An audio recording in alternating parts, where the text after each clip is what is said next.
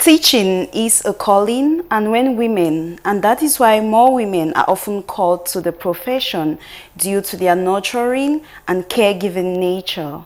Greetings, dear televiewers, and thanks for joining us on another edition of Women's Voice. I am your presenter, Magdalene Wondo.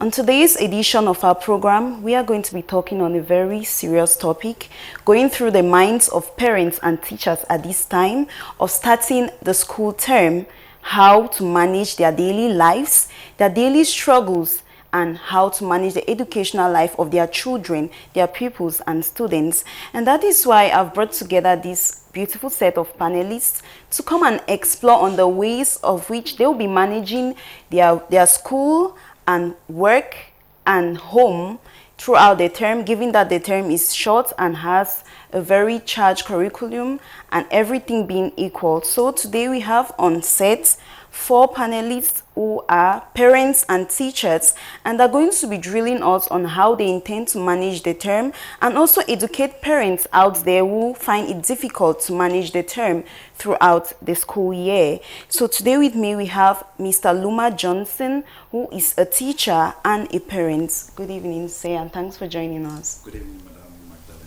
It's a pleasure. Okay, and with him we have Rebecca Mehende, who is also a parent and a teacher. Greetings, Rebecca, and thanks for joining us. Good evening, Madam Wondo. Okay. Thanks for having us here. Okay, and we also have on set Fien Gibelin, who is a teacher, who is here to also drill us on how to cope with all of these together.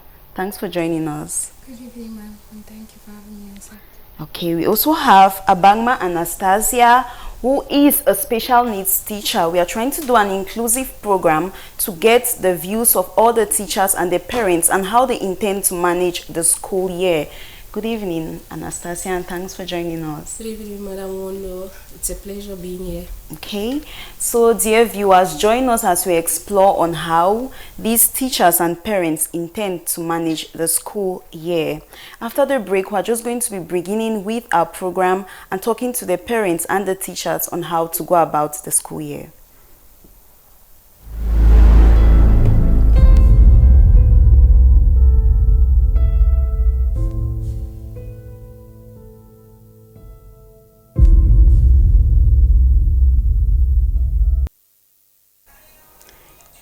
If you're just joining us, you're tuned to Divine Mercy Radio Television, and our topic of discussion today is the role of women in parenting and the teaching milieu. And I'm just going to be beginning with you, Mr. Luma Johnson. What are some of those goals and expectations for your child for this term that you've put in place for this term, and how do you intend to assist that child in achieving these goals? First of all, I must say a very big thank you for that question. My expectations for this term for my child or for my kids. First of all, I want us to understand that in our present world, success or your expectation does not have to be limited only in classroom work.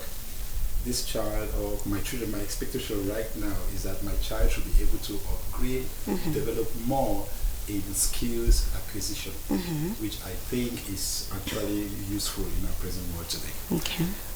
Thank you.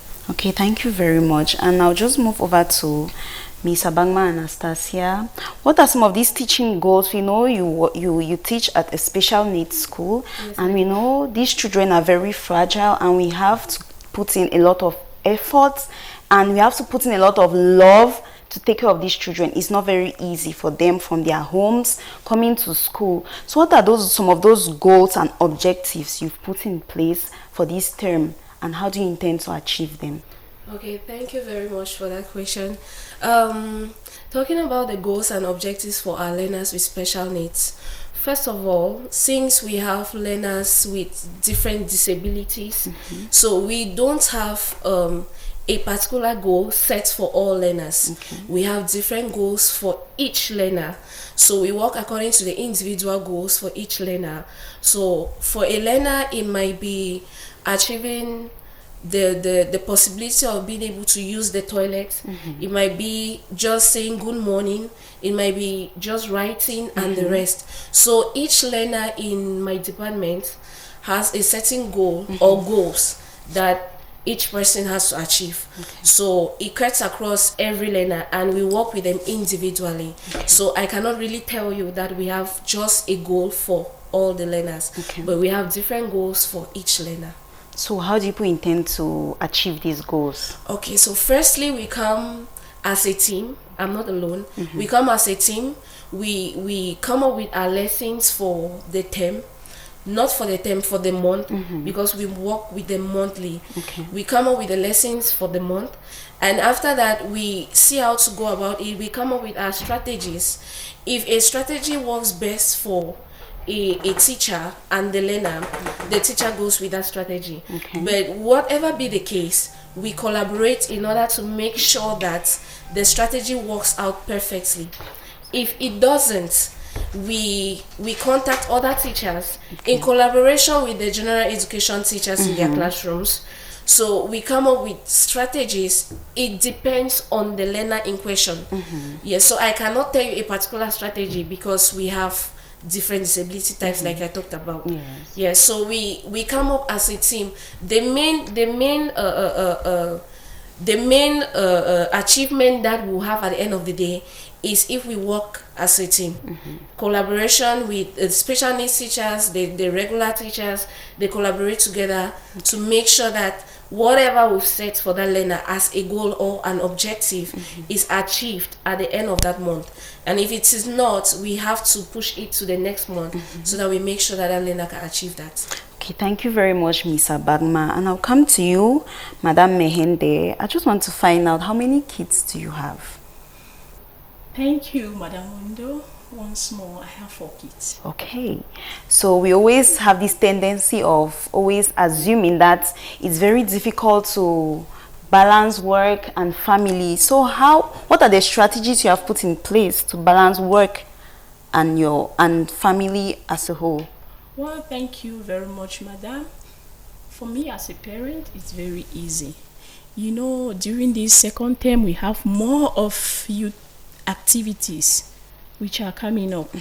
So what I intend to do, I'm going to work more with my child's teacher, like the teacher giving more work to them, because at this moment they are distracted a lot. Yeah, thank you. Okay. And just to add to that, you will agree with me, Madam Magdalene, that no matter our work, your love for your kids starts paramount. Exactly. So if that love is there, which I want to believe should be there, you have to create time to work with your kids. For example, my kids come back from school. When I come back from work, the first thing I ask my kids, how was school today? Of course. I make out time, at least 25 to 30 minutes, dialoguing with her. Yes, she's more of a friend to me than father to daughter kind of relationship. So with that, it's easy for the child to tell me exactly what went good, what went wrong, and I will be able to actually orientate or guide my child in her process of acquiring quality education. And more to that, creating that time to talk to the children or to talk to my child, it boosts my child's morale. It makes my child feel that I have my dad's backing. Of course. And if you have your dad's backing, you don't want to put limits to what that child can actually achieve for that time. That's true. And thank you very much. Okay, and I'll be coming to you, Ms. Gibeline. I want to find out how do you access your pupils' progress and identify areas that they need extra support? How do you do that? Okay, ma'am. Thank you very much for that question. Being a classroom teacher, I firstly create love between my learners and I make them comfortable around me, and it makes it easy for me to know the weak points. So if I am to put up maybe mathematics on the board, while they're working, I move around individually and check in their books. So I get to know the person who is weak and the one who is stronger. While the weaker ones, I follow them up privately behind. And that it gives them courage, and they know that they can always come up to me whenever they have an issue. So it makes me access them easily, and when they have an issue, I could get to know it easily. Okay, and still in that line, you know, most parents are very proud of teachers that follow up their children, because that's every parent's goal. No parent is sending the kid to school to be a failure. They always want that feedback. So is it that you people create WhatsApp groups in your schools, or how do you interact with parents? How do you give them feedback about their children's, maybe their performance in school? Okay, thank you very much. In our school, Bright Beginnings Nursery and Primary School, we have WhatsApp groups where parents and teachers communicate. We send home the lesson. Each lesson we teach in class, it is being sent to the WhatsApp group. Okay. So if the parents has any problem or any difficulty, they can contact the teacher, and we are always open to receive the calls, answer the questions, and if in case we have any problem that we cannot address, we always refer them to the school director, which is Mr. Luma. Okay. And to add to that point, you know, creating WhatsApp group, calling on phone is not always very, very concrete. So we always invite our parents, of course the parents that are concerned with that particular child. We'll have a talk with them and then see how collectively we can help our learners. Okay. That's one of the way we assess, and when we identify a weakness of a particular learner, we endeavor to call the parent and then have a talk with them. That can enable us to better help the child, because we should understand that education is a triangle. It has a triangular form. There is this parent-child relationship and the teacher. So if one part is missing, then it makes the process not successful. Okay. Yes. Okay, Miss Anastasia, just to find out, in your school, how do you do this? How do you manage? How do you attest or promote children? When you know, how do you detect who is slow, who is this, who is ahead, and all of that? How do you do it? What strategies do you put in place? Okay, considering that our school is an inclusive school, so for starters, we have a section just for special needs children. Okay. Mostly the ones that are more visible, like the Down syndrome, the physical impairments, and the rest. We have learners like that. But now, for those who are slow learners in their classrooms, I made mention of the fact that we collaborate a lot with the general education teacher. Okay. So at their level, they are able to identify some of those learners who are slow in their classrooms. Okay. So they get to us, and we always have an observation period of about a month to be sure of the right causes of that child being slow. So we come in, we do an observation, and after the observation, we can identify the main reason why this learner is slow in class. Okay. And from there, we work with a regular teacher to be able to bring up strategies that will be of help to that learner to pick up like the others in class. Okay, thank you very much for that input. Mr. Luma, I just want to find out, you talked of communicating with your child. How do you get involved? How do you stay involved in your child's education? And what kind of communication do you maintain with their teachers? You being a teacher and a parent, I think you're in a better place to tell us.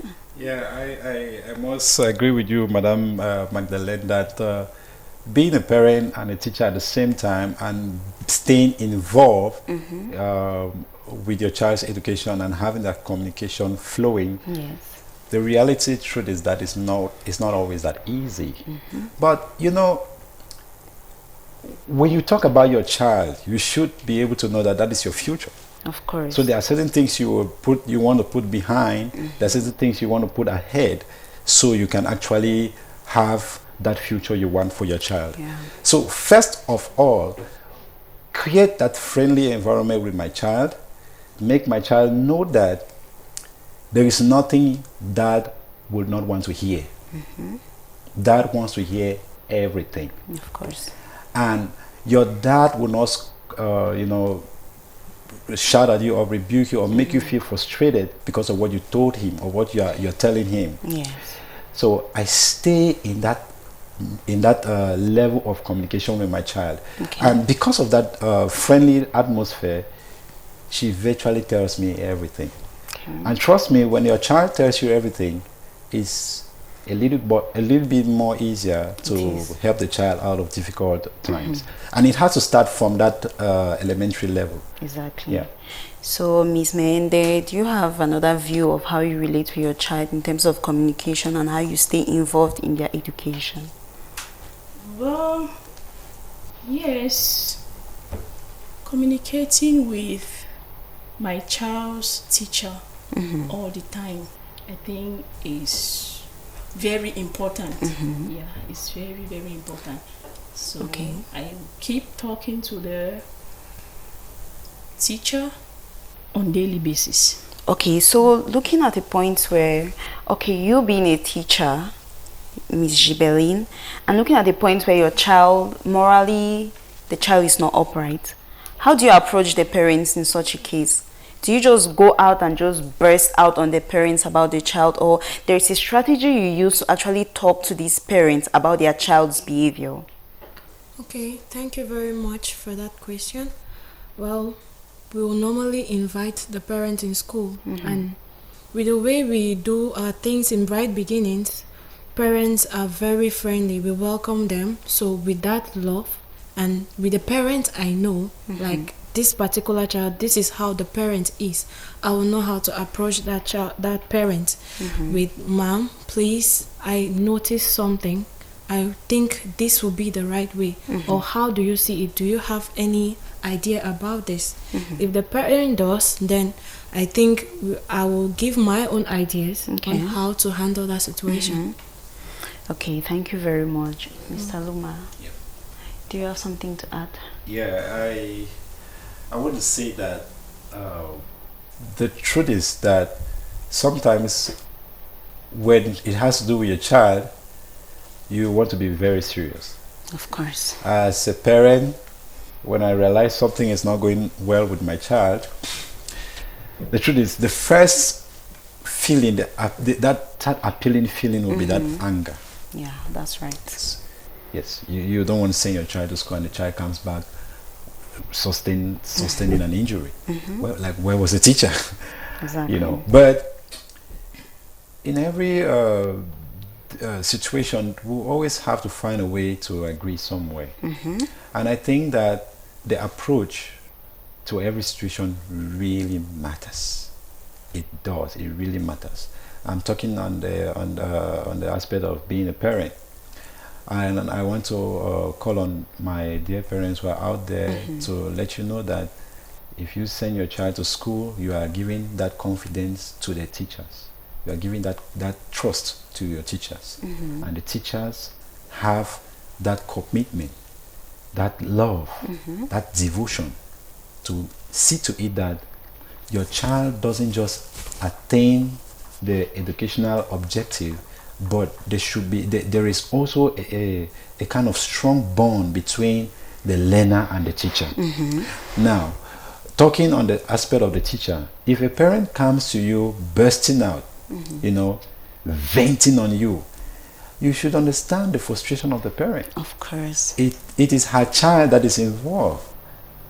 Okay, it's her child that is involved, and being a human being, she's pouring out all the anger because of the love she has for her child. Yes. So as a teacher, you should always look for that soft way, that nice way. In fact, sometimes my boss will always tell you that if you give people a very warm welcoming, they will never forget you, even if they are angry at you.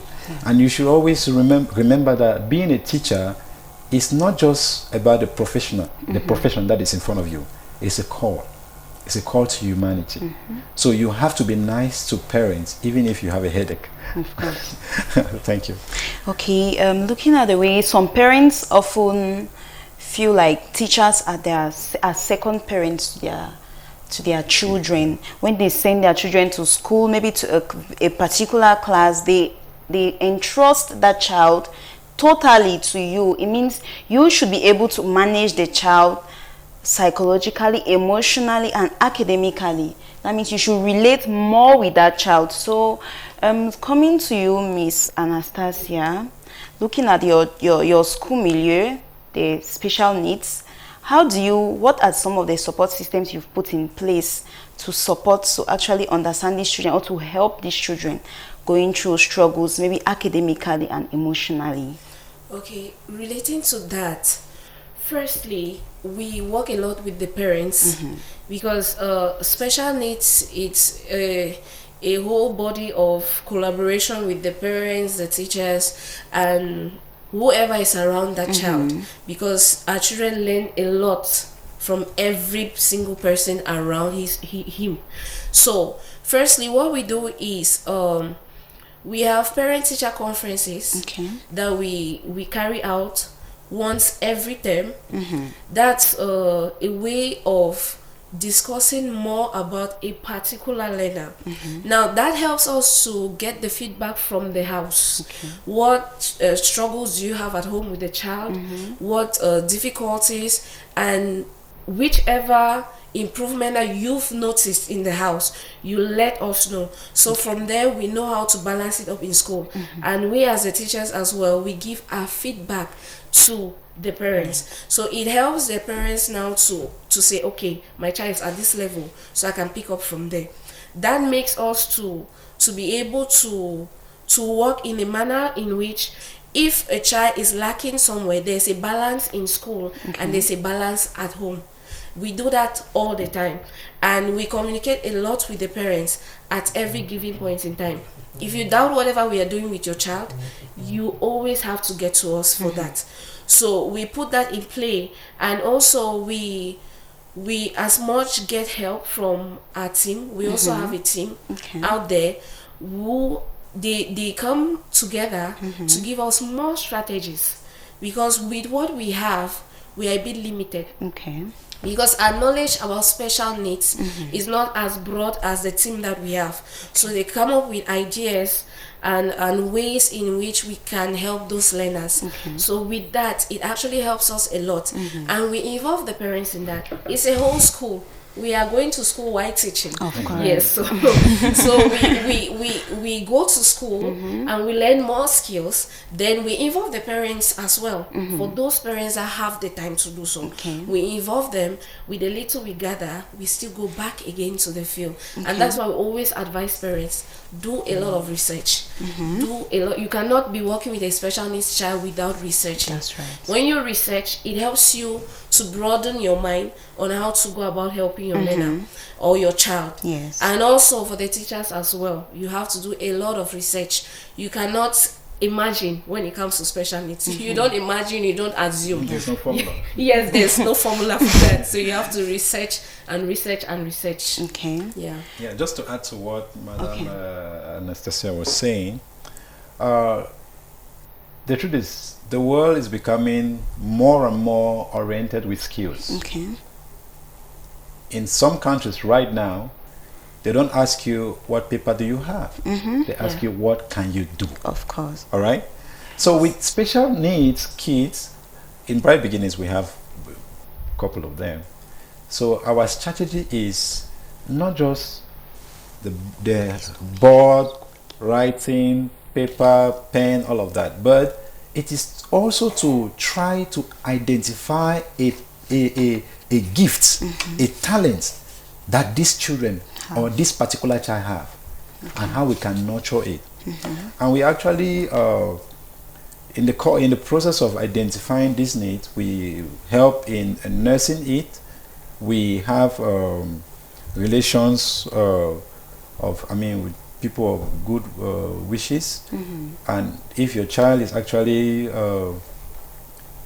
able to maintain the talents we have identified, and with collectively with our help, our input, these talents grow to a significant level, we can actually fly the child abroad for more or better skills training, because there the facilities are more, much more available than they are actually here with us. Okay, before I come back to you, Mr. Luma, I want to get to you, Jibeline.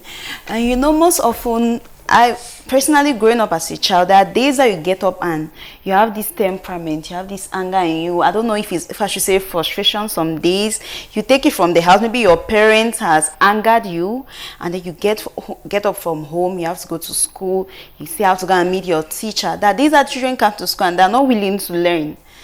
So which strategy, what do you do to those kind of children? They are not just willing to learn. They're just being defensive. Yes, they don't want to be in school, but they have to be in school. Or maybe on a day when they have exams, how do you manage them? Do you start beating up a child? Or because you know teaching is like it's dynamic. Yes, you need a lot of patience. You need a lot of grace from God to actually teach a child, because just thinking of you having a child or two at home and you still find it very difficult handling that child, and then you have maybe a class of 50 children from different homes. What do you do? Do you start beating up that child? What do you do to the child? Do you start begging the child? Do you carry the child? What do you do? Because I'm a little confused. That alone is frustrating. Just having maybe you have to start crying with the child. Let's be realistic. There are instances where teachers virtually cry because they are overwhelmed, maybe with the number of kids that is right, in front of them. But I want Madame Jibeline to talk more on that before I can come on. Okay. Right, Madam Madeleine. Thank you very much for that question. Well, as a teacher, you have to be patient, and you have to love children. Okay. So being with them, you know them. These are children that I am with them every day. They are mine. So I can't actually beat them. I can't actually punish them. I have been with them for some time, so I already know how to deal with them. Okay. So with these kids in my class, I know that if I say I am stepping out, I won't teach you people again, they will respect me because they know that I love my madam. They don't want precious to lose drill. me. Yes. Okay. So I'll have to use that line to put them in check. So whenever I do that, they somehow be like, Madam, we are sorry, we won't do that again, and they'll just go directly and do what I want them to do. So I discovered that is how much they love me. So whenever they misbehave, I tend to use that. So as a teacher, you are to find out how to control your kids in your classroom in order to have them in check every time. Okay, thank you very much. And just coming back to you, Miss Anastasia, I always like to come back to you because I used to see the way the passion you have for those kids. The passion, that days that you get drained and you're always like, my kids, my kids, my kids. So how does it feel like to actually be with those children every day? Because just look, children as a whole are a headache, whether you like it or not. There are times that they just become unnecessarily naughty. You don't know what is going on with them. They don't want to talk. So how do you cope with these children? How do you encourage them? Because most of them are being stigmatized. Certainly. Yeah. So how do you cope with them? How do you encourage them? Because I know obviously they know when they come to school, they have their teachers there to back them up. So they feel morally upright especially when they're in school, because they have very caring teachers. So what do you actually do? What do you actually do in that school? What do you do to keep those children so close? Okay, so if there's one thing Senorita Foundation has taught me, is to be down there when it comes to those kids. You're not big. You're not small. You're not high up there. When it comes to them, you're like them. So you tend to be like them. When I'm in school, I talk with a child in Nejuan as though I'm talking to Mr. Lumaye. So it's just that way. And another teacher will come and look at me like, what are you doing? I said, I'm discussing with him. And so you just draw the child closer to you. Show the child love. They deal with a lot of emotions. You'll be shocked of how much emotions those children see in you. If you resent them, trust me, they stay away from you. It has been evident. We've been seeing it for the few years I've been working with those learners. I've seen it. If you just please shift, they are gone. They will never come back to you. and they show it so openly. The minute you're coming, they are running away. So you just have to embrace them and show them so much. Like, it is not easy, because you will meet a lot of them being hyperactive, jumping on your body, pinching you, biting you, and the rest. But you're there. You're just showing them the love. When they are angry, you can take them to the resource room. Even just the building of blocks, and it falls and they're happy. And they build and it falls and they're happy. So you just need to embrace them, accept them. It's not easy. And I'm saying this especially for the parents. Exactly. I still have parents who have not accepted their children. But I'm telling you, when you accept them, you will enjoy them. There are a lot of things they can do.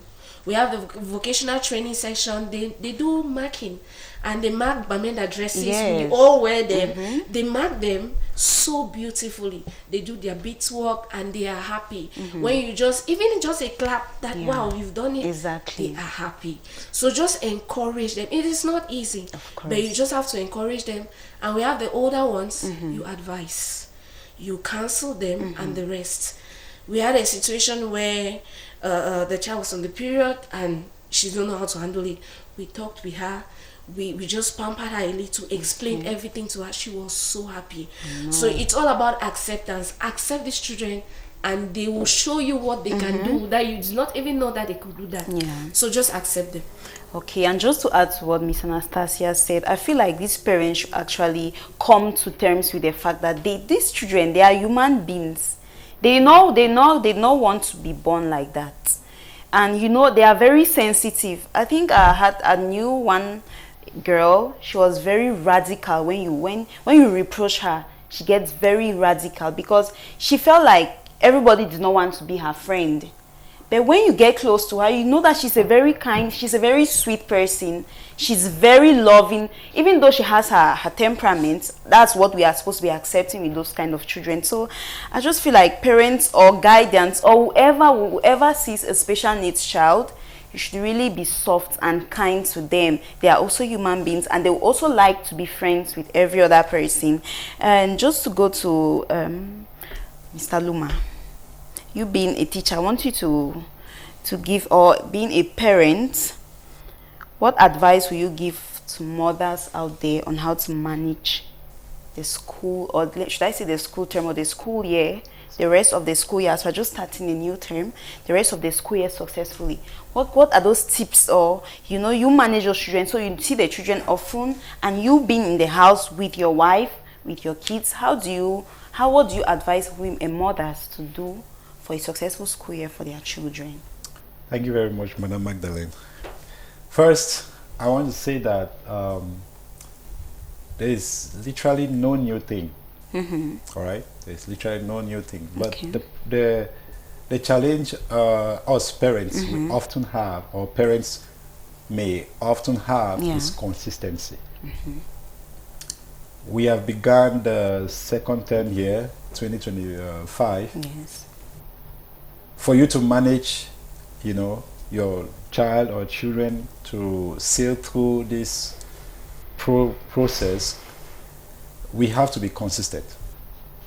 Yes, it's a very important part of what will help these children succeed in their work as they go to school each day. You have to make it a commitment, just like you have your job, just as you take your job as being so important part of your life. Just having kids is not just enough. It should be a commitment that I brought this child into this world. I will do my very utmost best to nurture and harness whatever God has endowed in this child. And you also want to include some investment. Of course. You also want to make sure that the resources that are needed for your child's upbringing, for your child's ease of learning, should be available. Because you will not want to have a situation where your child goes to school and he or she doesn't have a book. It's very demoralizing. Yes, just the fact that that child does not have the textbook or the workbook that they use in class. Psychologically the child is defeated. That's true. So whatever the teacher is saying there, the child feels isolated. The child feels like I'm the last person. Yeah. So you should, as parents, apart from taking that as a commitment, apart from taking working with your children as a lifetime commitment, you should also add into it investment. Okay. You should try to see that whatever your teachers, whatever the school is asking for, you should make provisions. Okay. So that when the time comes for such and such lessons, those materials will be available for the child to use. Because when the materials are available, you will never, you can never fathom the potentials that kids have in them. Yeah. They just need the right environment, the right materials, and Right. boom, That's right. their talents, their gifts, such sometimes my daughter used to do things. I'm sure she's watching me right now. She literally does some things. I'm like, Nala, how did you know this? Yeah. How did you do this? But it's because of the environment. You and know, the- when and you the- also have a proactive father, what do you expect of the daughter? Thank you very much, The Madam apple Magdalene. doesn't fall far from the tree. Yeah, so it means all your values, you're actually incorporating it into your child, and that's good. Thank you. You want thank to you see very young girls with virtues. much. Yeah, exactly. Good, well brought up girls that can stand up for themselves. They are right. What they do, what they know is good for them to do. And I think parents should play a very pivotal role in bringing up their children uprightly. Everybody wants an upright daughter. Nobody wants a recalcitrant daughter. And I just want to add something. You know, growing up, yes, in our days of school, maybe primary school, we used to have PTAs, and you always have to write letters.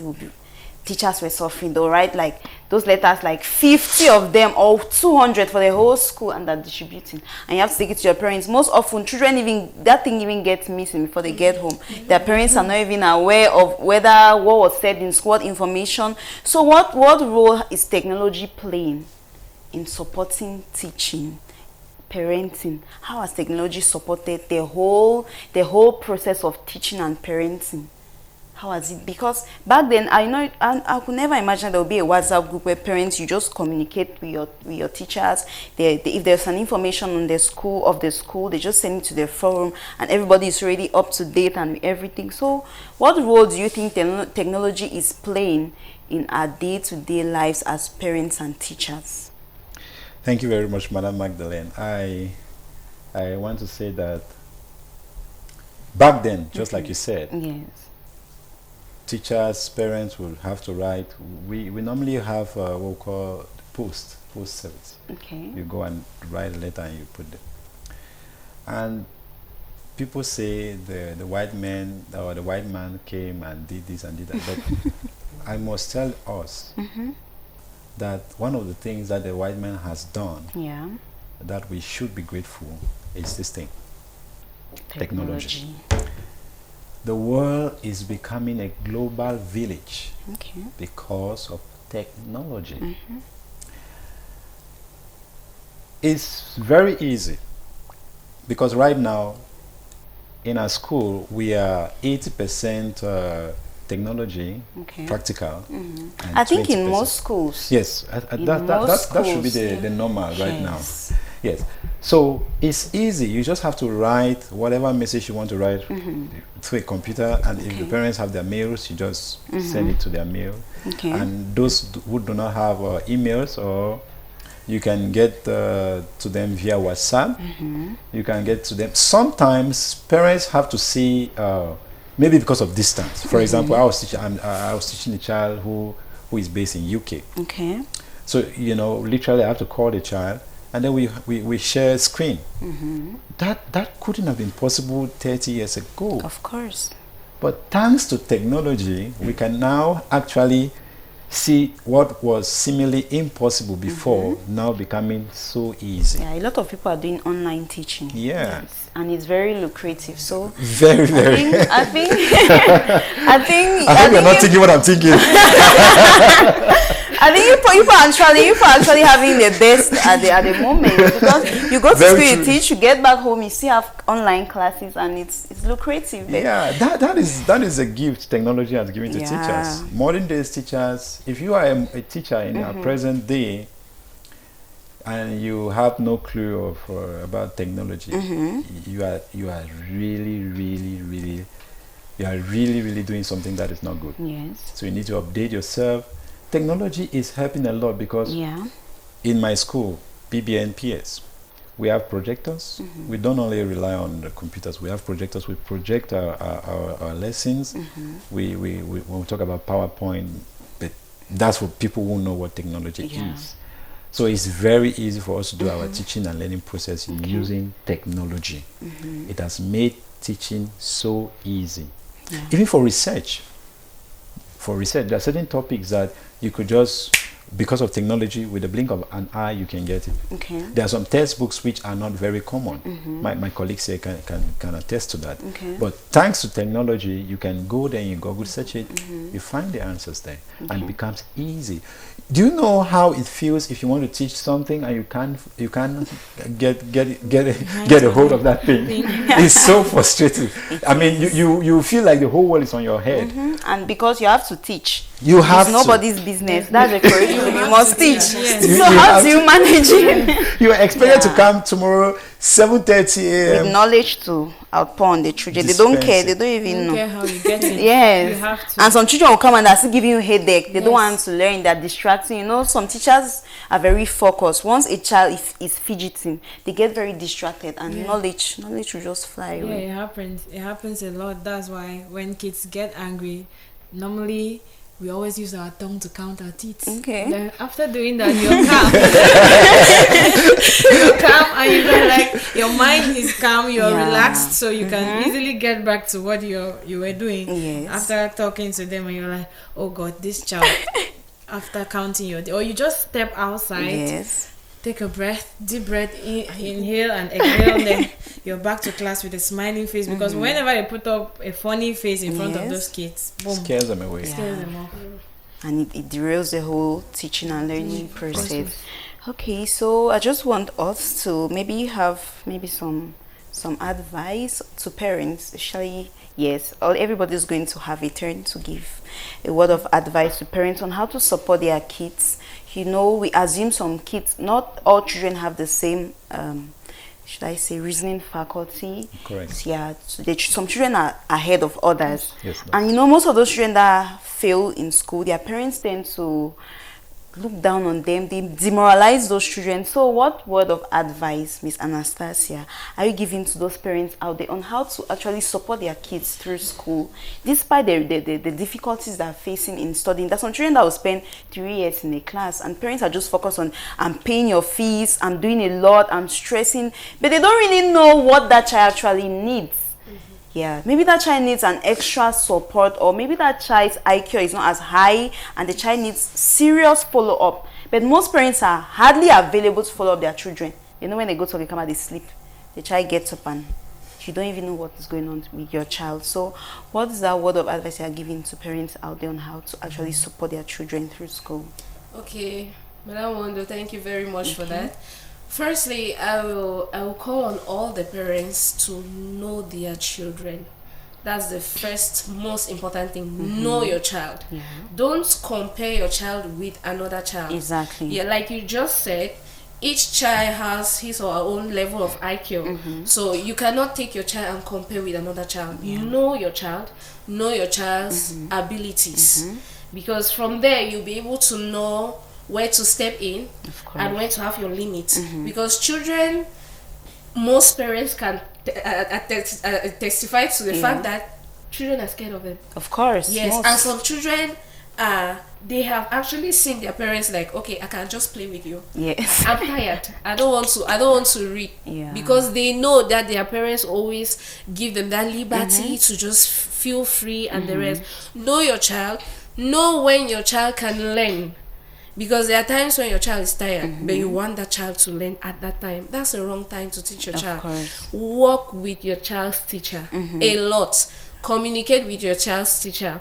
There's no limit to you communicating. I know sometimes it's difficult because some parents are difficult, some teachers are difficult. But if you both come together and agree, then you collaborate, you help that child a lot. Of course. Talk with your child's teacher. Ask the child's challenges in school so that it can be of great help to you in the house, so that you know how to manage it. Create time for that child. We know we are in a world where it's very busy, and a parent will say, no, I'm busy with my work. Social I come media. back, I come back home and I'm extremely tired. But trust me, if you spend just 15 minutes with that child, how was school today? What happened in school today? What difficulties did you have in class? Were you able to talk with your teacher? Did you explain your difficulties to your teacher? That 15 minutes is a whole lot to that child. Yes, so spend time with your child. Make sure you spare out time for that child. Try to know your child a lot. Yes, so that you'll be able to know the child's difficulties, and you'll be able to know what that child can do. You'll be shocked to find out a lot of things that your child can do that you had no idea about. So just create time for that child. Yeah. So Mr. Luma, you being a teacher and a parent, what advice are you giving to the other parents out there on how to support their child's learning process despite the failures they have in the course of the whole thing? I want to say that thank you very much, Madam Magdalene, for that question.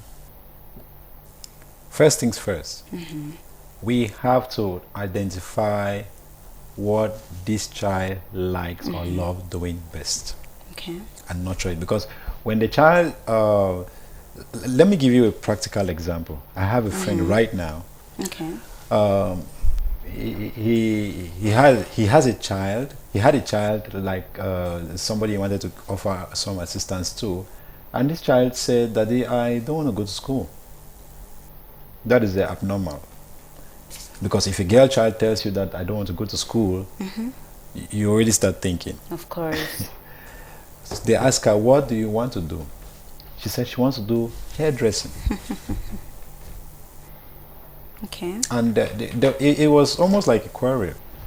But she is doing hairdressing right now. That child, the kind of money she can make within a year, you will not explain. So my advice to parents is, find out the gift or talent that child has and try to invest in it. That is the future. Thank you. Thank you very much. And as we draw our curtains on this edition of the program, I just want to thank all our panelists for coming here today. I'll start with you, Ms. Gibelin. Thank you for coming. Madam Mehende Rebecca, thank you for coming. Ms. Abangwa Anastasia, thank you for coming. And Mr. Luma Johnson, thank you all for your insightful thoughts or sharings on our topic of today. And if you are just joining us, you are tuned to Divine Mercy Radio Television, and our topic of discussion today on Women's Voice is the role of women in the parenting and teaching milieu. And stay tuned to DMR TV for more interesting programs. Remember, teaching is a call, and women are called to nurture and take care of children put under their care. Until next time, I've been Magdalene Wondo for presentation.